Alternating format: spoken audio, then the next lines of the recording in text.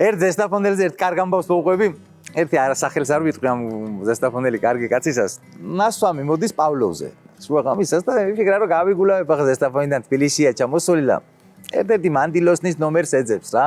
ტელეფონში ახლა ნასვამია და გაახსენდა ამ ქალის სახელი აი პირობითად ახლა თამარს. ახლა და ურეკავს ახლა ამ ქალს. ურეკავ გააგონა ამ ქალმა და თურმე შეეშალა რა ნომერი. შეეშალა და ურეკავს მაკაცის მეუღლეს. ახლა იმ ქალმაც იქიდან სახელით უპასუხა. ო გისმენო. ო რა შვები ამანო რამ შუაღამისასო რა საკეთებო და არაფერსო ვისვენებს სახშიო. ხომ არ ვიამხანაგოთ ამაღა მოახლეს ეუბნება მაკაცის მეუღლე ოღონ ამას გონი ახლა ვისაც ურეკავს ერთ-ერთ მანდილოსანს რა. ამ ქალს ახლა ცოტა არესია მოუნა მის ლაპარაკს ვერ ლაპარაკობსო და ისე მიარტყა დაწოლილ მეუღლეს რა. რაღაცა შერჩეტობს ესო და ესაუბრეო შენიც მაკაცი არისო.